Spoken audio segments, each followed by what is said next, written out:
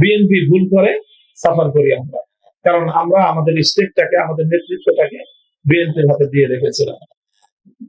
এবার আমরা যে কথা বলতে চাচ্ছি সেটা হলো এই যে এখন বাংলাদেশ 24 পরবর্তী সময়ে আমার বাংলাদেশ যেটা বলছে, বিএনপি তোমরা চোখ তুলে তাকিয়ে দেখো, কান খাড়া করে শুনে রাখো, আগামীর দিনে তোমাদের ভুলে আমরা আর সাফার করব না, আমরা বিকল্প পথ খুঁজে নিচ্ছি। এবার যদি বিএনপি যেই ভুল করছো তোমরা হিসাব কষে দেখো, তোমাদের ইঞ্জিনিয়ারিং এর যে নির্বাচন হয়েছে সেই নির্বাচনে তোমাদের ভোটের অনুপাতটা তোমরা হিসাব করে দেখো যে তোমরা কোন ভোটে কিভাবে নির্বাচিত হয়েছে। আমি ইঞ্জিনিয়ারিং এর হিসাবটা বাদ দিলাম, 51% ভোট তোমরা পেয়েছো, সেটাকেই আমি সত্য ধরে নিলাম। এই 51% ভোটের মধ্যে তোমরা যেই ভোট দিয়ে, যেই জনগণকে দিয়ে বিগত 50 বছর রাজনীতি করেছো, সেই ভোটার তোমাদেরকে কত পার্সেন্ট ভোট দিয়েছে সেটা হিসাব করো, এবং সেই ভোটার কত পার্সেন্ট তোমাদের বিপক্ষে অবস্থান নিয়েছে সেই হিসাবটা তোমরা করো।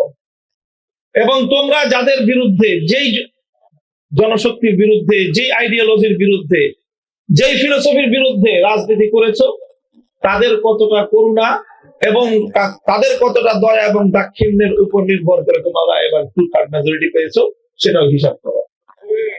এবং তোমাদের এই বন্দোবস্তের মাধ্যমে পরাজিত শক্তি যদি আবার ফিরে আসে, তাহলে এইটা তারাই আবার তাদের ঘরে ফিরে যাবে। আর এদিক দিয়ে তোমাদের ঘর, এটা এখন সম্পূর্ণ তোমাদের ভিন্ন আরেকটা দিকে ডাইভার্ট হয়ে গিয়েছে, সুইং করেছে। বিএনপি মাঝখান দিয়ে দুই নৌকার মধ্যখানে পানিতে তলানো ছাড়া বিকল্প কোন রাস্তা নেই। আমরা সর্বশেষ বিএনপির প্রতি এই শুভকামনা জানাচ্ছি, সৎ পরামর্শ দিচ্ছি, এই আত্মঘাতী পথে তোমরা চলো। জনগণের কথা বুঝবার চেষ্টা করো। জনগণ এই বাংলাদেশে জুলাই বিপ্লবটাকে, এদেশে নতুন প্রজন্ম কিভাবে ওন করে, বাংলাদেশের থেকে তো হয়তো তোমাদের বুঝতে একটু সমস্যা হয়, সারা পৃথিবীর অন্তত প্রবাসীদের কাছে গিয়ে একটু শুনে এসো। আমার যে রাজনৈতিক একটু পর্যবেক্ষণ, বিএনপির একটা বড় ধরনের সমর্থন এবং তাদের একটা বড় শক্তির জায়গা ছিল সারা পৃথিবীর প্রবাসী বাংলাদেশি রেমিটেন্স যোদ্ধারা।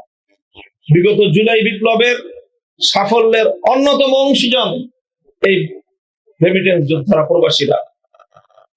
প্রবাসীরা এখন আমার তো যতটুকু পর্যবেক্ষণ 80 থেকে 90% এখন সম্পূর্ণ তারা বিএনপির প্রতি শুধু ক্ষুদ্র না, মারাত্মক রকমের বিস্ফোরণোন্মুখ হয়ে আছে তারা।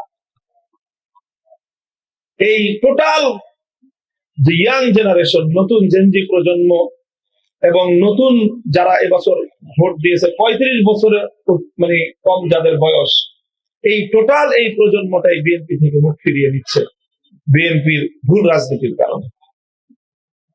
কথা দীর্ঘায়িত করছি না, আমি আমার কথা কনক্লুশনের দিকে চলে যাচ্ছি। শুধুই একটা কথাই বলি, এই কথা তো এখনো পর্যন্ত সাংবিধানিক কোনো ব্যাখ্যাও আসে নাই এবং জাতীয় সংসদেও এখনো পর্যন্ত সরকার তরফ থেকে কোনো ব্যাখ্যা দেওয়া হয় নাই। এই যে আজকে গণভোটকে যে সংবিধান বিরোধী বলছেন আপনারা, গণভোটকে সংবিধান বিরোধী বলতে বলতে মুখে ফেরা তুলছেন। এই গণভোটের প্রতি সমর্থন ব্যক্ত করে গণভোটের মাধ্যমে জুলাই সনদকে যে আনচ্যালেঞ্জেবল একটা জায়গায় বাংলাদেশের কনস্টিটিউশনের মধ্যে অন্তর্ভুক্ত করা যাবে, এই প্রক্রিয়া যখন আলোচনা হয়েছিল সেই ঐকমত্য কমিশনে জুলাই সনদ পাস হওয়ার পরে, তো সেখানে তো সুস্পষ্ট ভাবেই সালাউদ্দিন সাহেব বিএনপির পক্ষ থেকে প্রতিনিধিত্বশীল বক্তব্য রেখে তারা তো এই প্রসেসটাকে, এই প্রক্রিয়াটাকে শুধু সমর্থন করেছেন তাই নয়, বরং তারা উত্থাপনও করেছেন।